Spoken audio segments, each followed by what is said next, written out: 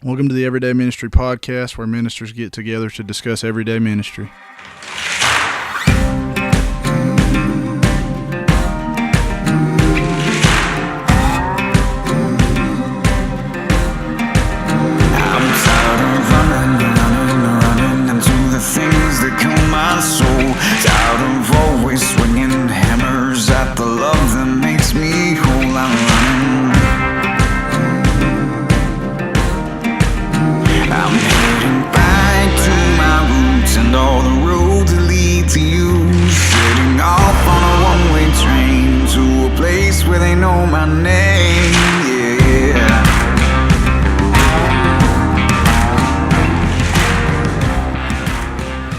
This is the Everyday Ministry Podcast, a podcast where everyday ministers get together to discuss ministry.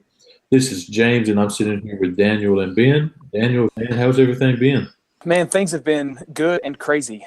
We are in the year. I've currently been here now at Clear Baptist for 8, and it's been really good. Been exciting for us. Have lots of big things happening in the life of our church, which is pretty awesome because my pastor here has been very intentional to make sure that the things that go on overall in our church are the same things that are going on in all of the major ministries within the life of our church. So it's been exciting getting to create and collaborate with him and other staff here to make sure that we are all together in our future plans for the coming months and even coming years in the life of our. So we're excited about that, focusing on discipleship, and then just on a personal note, continuing through school, trying to get finished with seminary at some point in my life, and about to start building a house here soon. You're building a house?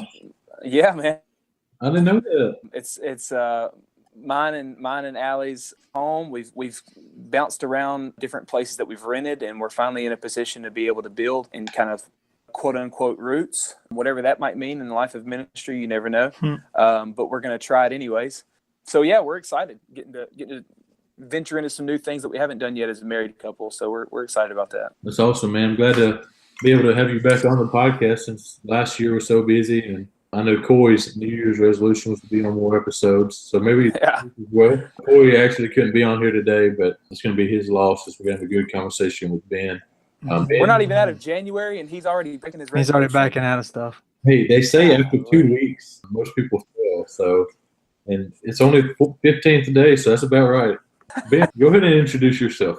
Me? All right. Well, my name is Ben Beasley. I am kind of weirdly related to James, where no, not really at all, I guess.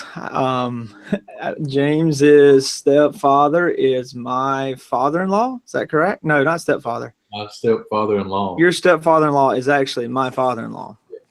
So anyway, we just both happen to be in ministry there, which is pretty cool. I currently have been in student ministry full-time for 9 years now. I currently serve at Temple Baptist Church in Hattiesburg, Mississippi. Woo, woo, woo. Southern Miss to the top. Actually, I could care less about Southern Miss because I graduated from Liberty. But, you know, I guess I got to drink the Kool-Aid around here if I'm going to do ministry. At any cost, I've been doing student ministry now for quite some time. I am married to Jamie Beasley. We have 2 children. I have a 10-year-old who just turned 10. Her name is Addison. And then I've got a 7-year-old. His name is Jonah. And we currently live in the Oak Grove residence of Hattiesburg. So I've been at my church now at Temple I'm starting my 3rd summer. And we love it. It is absolutely crazy, but we make it by. We are actually right in the middle of getting ready for D now. So it is game time. D now, baby. D now. 2 weeks. Gonna be fun. Lot to prepare for, but gonna be fun. Awesome. One thing that we ask everyone that gets on here is just briefly tell us how you come to Christ. Oh, wow. I wish I could say it was as short as Paul on the road to Damascus, but my story is awesome. I grew up just real generic. Couple highlight points. I grew up in the Missionary Baptist Church. My father was a missionary Baptist preacher, kind of grew up into the church culture in and around church, spent the majority of my life in church doing everything about it. And so my dad was a pastor at a church that was about 40 miles away from our house and had 2 youth. And so it was very taxing on me and my family. And so at the age of 16, the church that he was at, there was only me and one other boy in the student ministry. And so the church that we were at was so far away, there wasn't a youth ministry. And so my dad said, you know what, when you can drive, you can make a choice to go to a church that's kind of closer to home.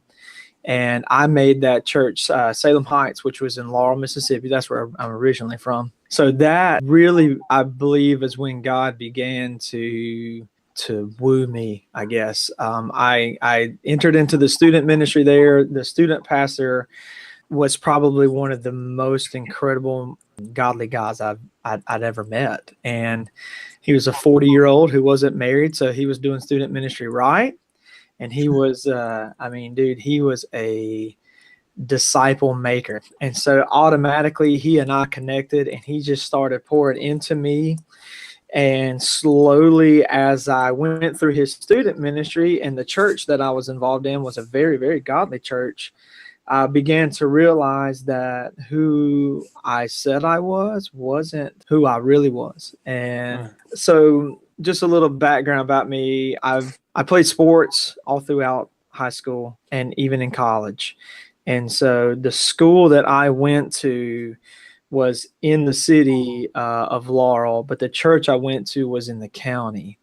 And so it was very easy for me to have this identity built up at my school and on the football team and this whole personality over here. But then out here at the church that was out in the country, it was easy for me to play religion. And I got really, really good at being religious. And so my salvation, for me, salvation was, my holiness was equal to my church attendance. And if I didn't cuss or not, or, kind of all those little weird nuanced things that we do.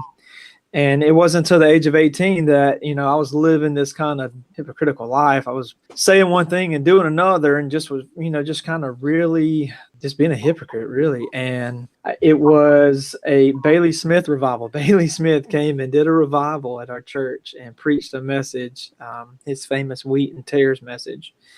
And my senior Sunday school teacher led me to Christ. I fell under power, conviction of the Spirit, man, realized and understood that I didn't understand it quite at the time, but now that I know, and I'm as close as I am on my walk with God, the gospel wasn't good news. The gospel was a laundry list of things that I had to do. And my brother always told me, he said, dude, the gospel is good news. And so I was like, there's nothing good about this. I feel like this is a prison. And so I just fell under the Spirit. God was calling me, and I fell under Spirit's conviction and gave my heart to Christ right there at 18. From that, man, God has done some incredible things in my life. And so, yeah, that's kind of how I came to Christ. Just a young normal church kid growing up in church, jock living a hypocritical life, who God radically saved at 18. It's awesome, man. Man, I always love asking this question just to understand where the ministers have come from in their life.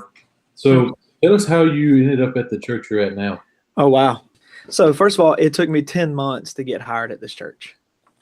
Wow. 10 months. And in the middle of that process, we sold our house, bought a house. My mom died, and my daughter got saved.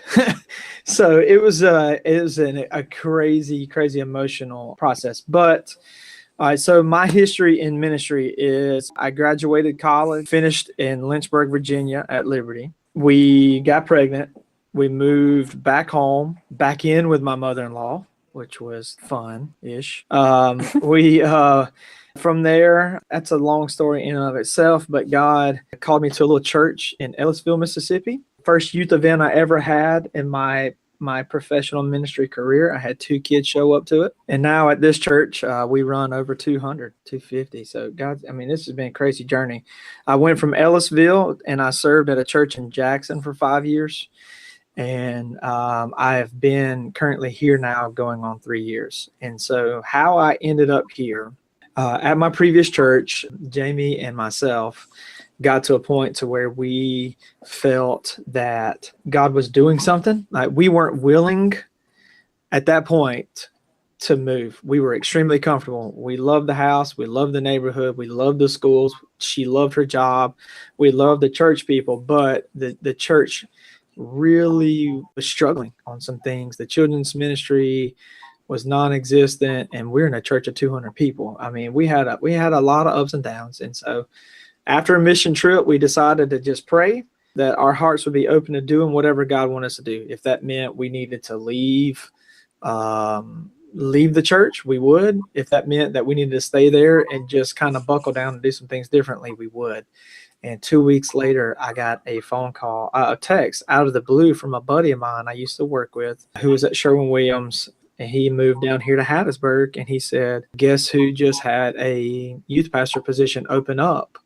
Right? Because we were really good friends. We used to play softball together. And he moved down here, and I was like, yeah, that's real funny. But he didn't know that we had had those conversations. And that started God used that and started a 10-month long process of taking our family from Jackson, Mississippi to Hattiesburg, Mississippi. There's so many details in how that all transpired.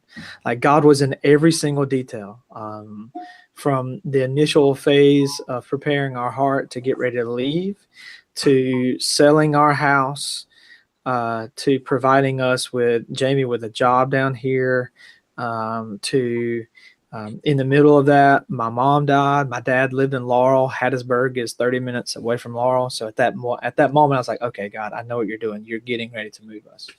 So it was a really cool process. We got here. I know that I'm here because God has definitely called me here, because I don't have seminary. I'm currently in seminary. I've taken one class.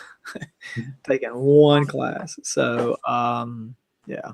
So I looked online and I was like, okay, Jamie, what is this church that he's at? And we go online and we look at the church website, and I'm like, you're joking, right? There's no way a church like that would ever hire a guy like me. I mean, come on. That's the pastors' wives here have seminary degrees. Like, how's this even possible? And I just laughed, and I was like, okay, sure. Let's send them my resume. And man, God had his hand all in that, dude. Yeah. So, but yeah, that's how I ended up here. It's really, really long. There's a lot of details, but I can safely say that God has no doubt put me and my family in Hattiesburg, Mississippi at this church. So, tell us a little bit about the church overall, and then tell us about the youth ministry at your church. Okay. All right. So the church overall is located in Oak Grove, Mississippi. It is probably 500 yards from one of Mississippi's largest high schools. Like, I can look out my office windows and see the high school, and it's really cool on Wednesday nights to watch the kids just kind of migrate and flock over. It's great. But the church in itself is, where do we begin with? Temple Baptist Church. I'm not going to go all the way back in the history, but right now we average on a Sunday right around 1,700, 2,000. We have 16 pastors on staff. We are going through an incredible time right now in our church's vision and mission. We have, there's so much going on at this church. We have from the bottom to the top. We have a learning depot. We have our preschool ministry, children's ministry, youth ministry, missions ministry, singles ministry. We have, your typical larger church. We usually have pastors who handle missions, who handle all the ins and outs of the ministry. So, gosh, the church is awesome, man. It's a great church. You would think at a church this size that it'd be kind of hard to plug in, but we do a really, really good job of making sure that if you come to this church, you are going to feel at home and you're going to feel plugged in, and you can plug in and you can grow. Honestly, in my tenure as a Christian and in my just being around a church, this is by far the most spiritually healthy church I've ever been at. Like, even that even counts like visiting churches. This is no doubt by far the most. And I'm not saying that because I'm here. I'd probably messed all that up. But yeah, it's a great church. Our senior pastor is incredible. Our executive pastor, who's been here 26 years, just retired. And our worship pastor, who's been here 28 years, I think he's probably getting ready to follow suit. Currently, right now, we only have one youth pastor doing 2 youth pastors' jobs, which has been awesome. The other student pastor moved up to an associate pastor position in our church, and he's over assimilation, so he didn't just like leave. It's a great church, man. The people are incredible. It's a big church with a small town vibe. People are awesome. First thing we noticed was how cool the people were when we got here. So it's a good church. It really is. So tell us about the size of the youth group and just anything else you want us to know about it.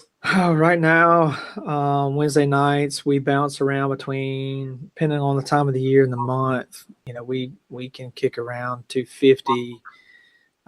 We usually stay around 220 to 260 on average, which is by and far different than the church that I just served at with 30 kids. By and far different. D-Now for 30 kids and arranging host homes is significantly different than trying to find 200 plus kids a place to stay and a place to eat. But the youth group's incredible, man. When I first got to this church, I came here as the junior high student pastor over 7th and 8th grade. And since I served 2 years in that position, and when Drew, the other student pastor, when he moved up, they kind of just put me over everything. And since this past August, me and Melissa, our ministry assistant, have been kind of tackling all of that. But the youth group's good. I mean, youth are youth wherever you go, whether it's on the other side of the planet or if it's in Smallville, USA, they're still dealing with all the same issues. And it's just now here, it's just a little bit more diverse. I've got several different students on several different areas of life going through the same things, but it's just a different flavor. So what's really cool that I like about our student ministry is from the time a kid enters into the student ministry to the time that a kid leaves the student ministry, they have the opportunity of going on a mission trip here, a mission trip like in Las Vegas or something like that, and then also a mission trip overseas. But we also offer them a chance to go into what we call a gap year, what we set up as a gap year with ministry partners around the globe. And so we put a really good focus on missions. We put a focus on discipleship. The way we tackle our discipleship is we have Sunday mornings, which is called our Bible Fellowship Hour. And then our Bible Fellowship Hours where they get more doctrine. And the Wednesday nights are more evangelistic. Wednesday nights are Jesus to the masses. Sunday mornings are Jesus to the many, which is, like Bible Fellowship. And then our last component that we do is life groups. And that's Jesus to the few, where we have kids of the same age, same gender, and same grade, all together in a group of 6 to 10 students who are with a life group leader, and they are going through accountability, confession of sin, reading scripture together, encouraging one another, praying one another, and those life groups meet off campus. This is the first church I've ever been to that we don't really have. We have one thing that we do a month on Sunday nights here on campus, and that's called House of Prayer, where the whole church just gets together and prays. It's really cool. That's awesome. But for the student ministry, it starts off on Wednesday nights, normal weekly ministry Wednesday nights. Jesus to the masses is more evangelistic. Sunday mornings is more discipleship and scripture and doctrine. And then Sunday nights with life group, or whenever they meet. They don't have to meet on Sunday nights. That's more like one-on-one, like spiritual growth, one-on-one accountability. And so we do that. That's our weekly ministry. The stuff, we do everything a normal student ministry does. We do Disciple Nows, fall retreats. We do a big camp in the summer. We do just kind of all the normal student ministry things that you would kind of figure a church doing that throughout the year. Okay. Well, before I hand it over to Daniel, let him ask all the youth ministry specific. There's one question we ask everyone that comes on here. Oh, wow. I'm kind of nervous. How would you define an everyday minister? How would I define an everyday minister? I guess an everyday minister is a guy who is called to his Savior, who's saved, who's trying to live out doing what his Savior's told him to do, whether that be on Sunday morning teaching, or it might be on a Thursday night 7th grade junior high basketball game up in the stands eating some nachos. Like an everyday minister to me is where a guy gets up every single day and he lives his life on mission for Christ, trying to live out the calling that God's placed on his life. So yeah, I guess that's how I would define it. I guess that's a horribly convoluted definition. Awesome, man. That's good stuff. That's good stuff. So just a couple of questions for you regarding student ministry.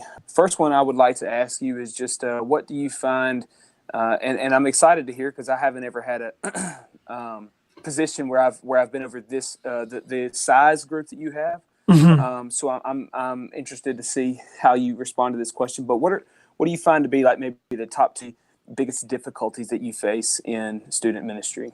You say top 2 student? Top the top 2 3, biggest however hurdles? What do you Okay, all right, let's do the top 3. Biggest thing. Let's go top 3. First of all, number 1 issue by and large is the enemy.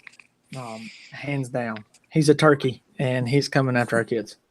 Second biggest, largest issue in student ministry is parents. If they would just do a good job, make my job a whole lot easier. I'm just kidding, dude. No. Parents are very, very, very key to your ministry. Third, the hurdles. Entitlement is huge, especially in our culture, where I feel I deserve this. So you have a rapidly decaying moral society who is preaching to our kids, you get yours, you have this. It's J.G. Wentworth, man. It's my money and I want it now. It's you got in a wreck. It's not your fault. It's their fault. You get all the money. It's just this, right. And this, it's, I'd say, first of all, it's the enemy. It's always going to be the enemy, no matter what. Yeah. Second of all, parents can help you or they can hurt you. Yeah. And then culture definitely preaches the gospel to our kids. Yeah. Well, just to touch base on the parents' response there, I have discovered that when you have parents on your side, like you already said, it can make a world of difference.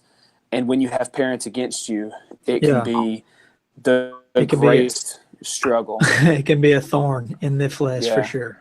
Absolutely. Cool story. One of my students here at our church, I found out that she didn't have her own Bible.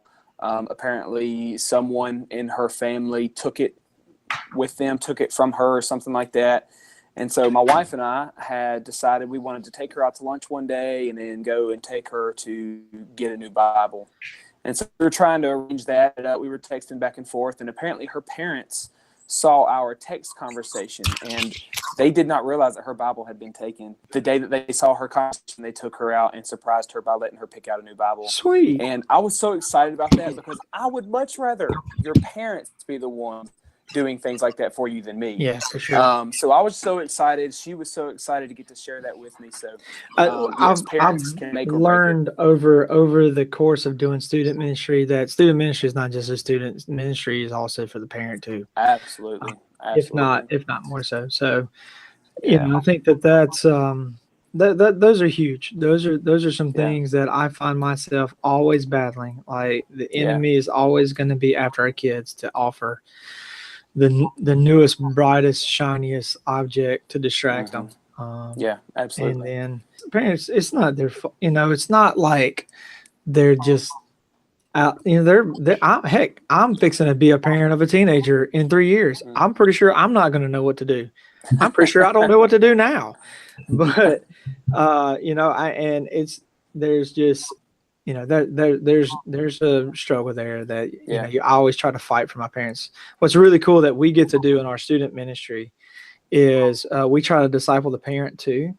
And so on Wednesday nights we offer this thing. It's called Parent Path, where all the parents let's just say a junior high kid, and you've got this you got a kid in a junior high ministry. Well, you don't know at this church, it's hard to know people from Adam around here because of just the size. So what we do is we offer to our parents an opportunity for them to lock arms with other parents who are their same age and help disciple them. So we'll do a parent path where a junior high parent can go into a classroom with other junior high parents and go through a study together. They'll go through like a book called, Tech Savvy Parenting, or they'll just go through a book, and there'll be a facilitator, and they can really kind of just grow together and work together. And we do the same thing for senior high too as well. So that's been really cool. That's a great idea. I like this. Good. Okay. So kind of a question to follow up with that, about discipling your middle schoolers.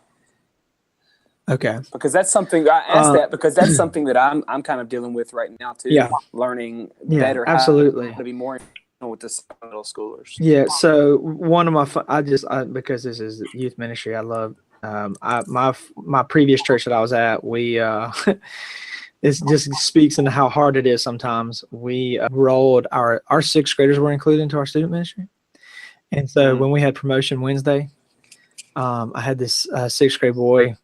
And we had 6th through 12th, which was a horrible idea, but it was just a church that we were at. We had no other options for them.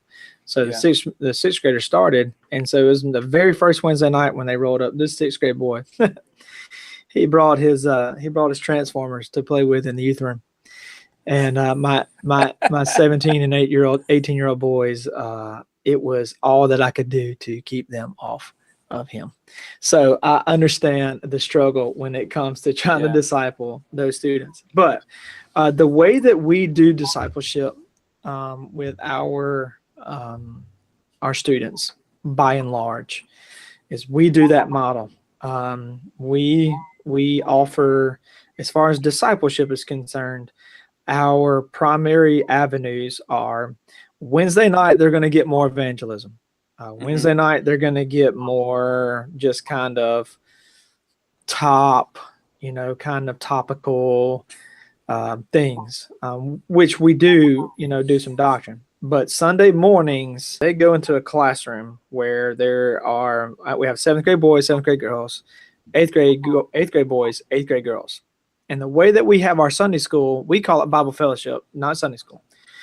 Took me for a while to figure that out. So in the classroom, there are 2 teachers who teach. We go through the whole church, our whole church, even all the way down to preschool, is doing the same Sunday school stuff. We do the gospel project, chronological, so that I can leave church and I can know exactly what my daughter studied that day, which is really cool.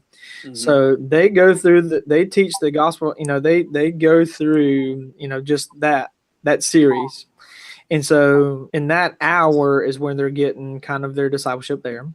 But also we do 2 things. In the Bible fellowship class, there's not only 2 teachers, but there's an encourager. And his primary goal or her primary goal is to go with that kid or that group of kids, every year they move up. So the teachers stay in that room, the encouragers go with them. So an encourager basically signs on for several years. They come in at the 7th grade, they meet their kids, and the role of encourager is to do exactly what it sounds like, to organize functions, to do things away from the church, to kind of be the student pastor that I can't be. And then we kind of, from there, when they go up into the 8th grade, their encourager goes with them, and they just get a new set of teachers. 9th grade, same thing.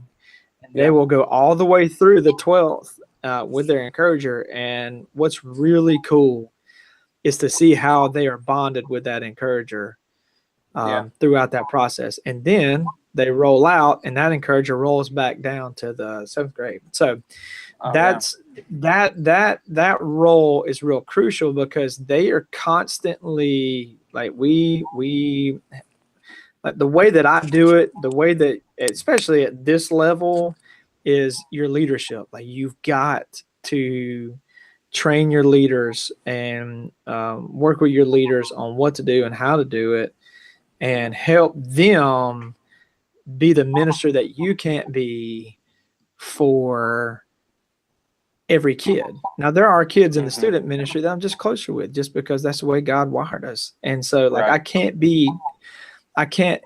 one-on-one disciple 200 kids. So that's going to be in the way that, they have leaders and volunteers. And so in the Bible fellowship hour, the encourager does that, but also their life group leader on Sunday night. They have a completely different person who's their life group leader on Sunday night, where they get together and they facilitate life on life. They talk about the hard things. They talk about, like, I have a life group, and we started talking about cheating on tests the other day. And, like, it's real fun to watch how the guys begin to learn and Jesus juke each other. It's really funny.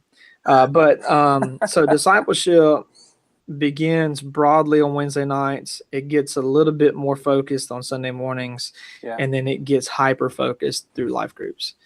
And so the way that you train your leaders is the way it's going to reflect in your groups. That's awesome, man. I love the emphasis on the one-on-one relational discipleship. That's something that I actually have set a goal for here at our church, in leading my volunteer leaders in as well. And for our listeners, relational discipleship is Jesus' the greatest form of success. That's right. And so, just to encourage you, you can be the greatest speaker in the world. You can be the greatest curriculum writer in the world, but relational discipleship is where you're going to see the most fruit come from. So I love the encourager idea. That's a wonderful idea, man. I appreciate you sharing that with us. It definitely works. A couple more questions for you before we do roll off. What is it that you do in your own personal life to keep yourself fueled and focused on the Lord in your day-to-day? Prayer. There is no other thing that, obviously, getting in God's word. That's God's word, getting in God's word, but getting alone with God and going after Him and going after His presence is the most important thing in ministry. It just is. There's no other way around it. That how can I lead people to God if I'm not spending time with Him? If I am not in relationship with Him, like, how? There's no other way that I can do that. So me on a personal daily basis, I get along with God. And I wish I could say that I'm a father of 2, and I'm doing 2 full-time jobs right now. And so sometimes ministry is tough, and then you're trying to do all sorts of kind of things alongside with that, as far as like just things that come from being a husband and a dad. So it's hard to be regular in some things. And I wish that I could say that I got up at 4 a.m. and prayed for 2 hours and had this in-depth Bible study, but I just don't, because I like to sleep. But I find moments throughout the day that I get alone It's usually when I first thing in the morning when I come in the office, I tell my ministry assistant, give me an hour and just let me get with God for a minute. Or, I'll come in and she and I and the college pastor will sit down, and before we start our day, we'll pray. We'll spend 20 minutes praying, 20, 30 minutes praying, just kind of over the day.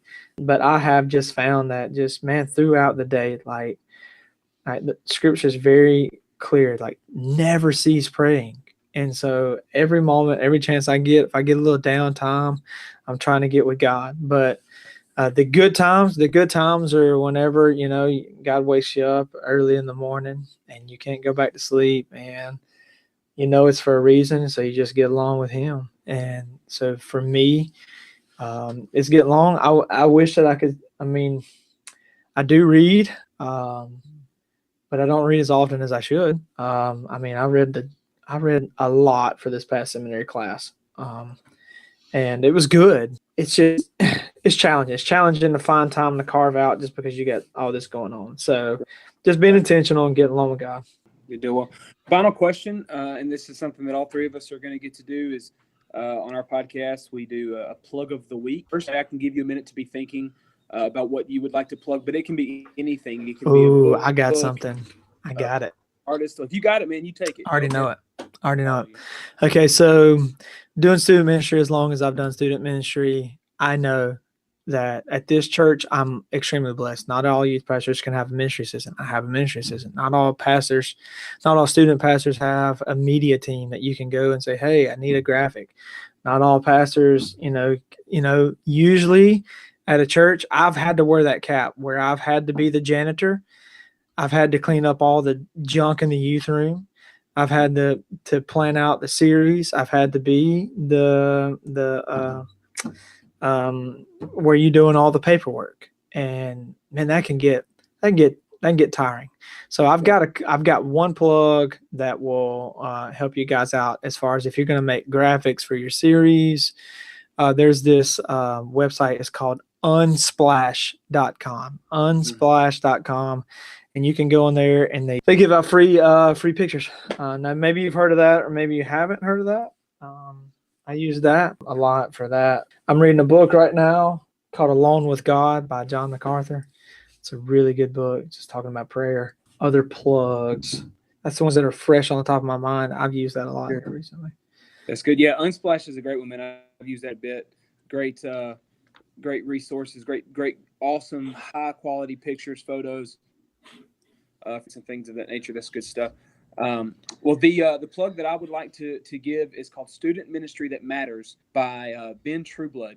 And if you are like me, you like short books. I love to read, but I get easily distracted and Amen. Quickly drawn away to new and different things. And so Student Ministry That Matters is a book. It's got a lot of awesome stuff. I'm about to go back through it again. I blasted through it the first time, and now I want to go back through it with a highlighter and slow myself down a little bit. But nice. Wonderful book for youth pastors at churches of any size. Focuses a lot on relational ministry. And so, yeah, Ben Trueblood, Student Ministry That Matters. It's a great one. You can pick it up, I think, at Lifeway or pretty much anywhere. It's awesome, guys. The only one I have for us today, and I'm actually going to recommend and talk about this on a special episode we're going to release probably the next week after this one airs, is a website called Canva. Canva, it's to kind of go with unsplash.com. You can make the pictures and graphics yourself. So if you're a little more talented, you can use that. And if you do the right paperwork, you can actually, as a church, get everything on there for free, except for some of the stuff you have to buy that everyone has to buy. So it's a pretty good resource. Are you guys familiar with Right Now Media? Yes. Okay. Make sure Right Now. All right. Right Now Media is basically Netflix for Christians. Okay. Fantastic. Oh, okay. I have heard about this. Okay. It does. I love it because, man, it's pretty cheap, and you can actually, once you subscribe to it as a pastor, you can offer it to your congregation for free. That's one of the things we do here is when that sounds so horrible. Like And instead of saying you get a car, we give like our new members who join a subscription to Right Now Media. Yeah. And that's been really cool. So you can go on to Right Now Media and you can check out videos for sermon series. You can check out videos by, popular speakers like Francis Chan's on there, some other guys that do their series. I am in an adult life group. And so our adult life group, we went on there and we just picked out a series to go through. And so we were like, okay, we want to do something on marriage. So we picked Together Forever.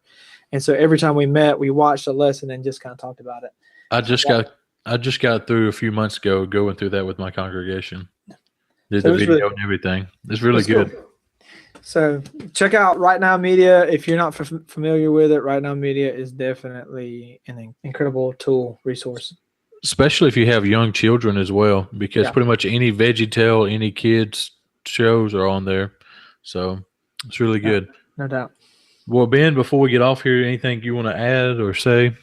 No. I think I love it. I love you guys are doing this. This is awesome. How long, Daniel, have you been in student ministry? I am in my ninth year of ministry now. That's awesome. At ninth year and my first church I was at for 2 years, and then 6 years at my second, and now here I am still in my first year at my current location. So yeah, man. What events do y'all have coming up? We have we just finished our Disciple Now weekend. We actually called it a winter staycation. Let's go. Christmas break. That was really good, and now I'm kind of gearing up for we're doing a big Super Bowl party outreach thing. I'm trying to get, really just encourage my students to invite friends, because at halftime of the Super Bowl, we'll share the gospel. We're going to have prizes and things of that nature. Just we're going to have it somewhere besides the church. Just trying to make it as enticing as possible. It sounds super sketchy, and I love it. That's okay. As enticing as possible to students, to friends of our students who maybe don't have a church home or don't have a relationship. Bring it on. James, what y'all got going on? Well, nothing really big right now, except for I'm actually planning a youth event for our association. So that's been fun. I haven't done that in 3 years. So let's go. It's interesting. Let's go. Ben, just tell us how everybody could get in touch with you on social media if they wanted to. Okay. I love social media, but I got a love-hate relationship with it. At Benjamin_Levi is my Instagram. At Benjamin_Levi. Our student ministry, if you want to keep up with what's going on in our student ministry, is at TBC Students. I believe that's what it is. At TBC Students. So you can follow there. I am on Facebook. I've been off of Facebook for what seems to be 7-8 years. But I finally, supply and demand has forced me to go back on there. So I usually do Instagram. That's kind of one of the things I don't do it too much, just because I try to guard myself a lot of that. But if I do, I'll do Instagram or I'll do Snapchat. All right. Well, Ben, we're glad you got to be a guest on the podcast here. And Daniel, I'm glad you got to be on here. I know you're busy as well, but this has been the Everyday Ministry Podcast, a podcast where everyday ministers get together to discuss ministry. If you're encouraged by what you hear, please go like our Facebook page, share the episodes, and rate the podcast on iTunes. Don't forget that a new episode drops every first and third Mondays. Our prayer is that these episodes are an encouragement to you and that you would be faithful in the ministry that God has placed you in. I'm sick of running into the wind. Distracts my back, about time to start kicking and screaming. Gotta get out of here fast. I'm running.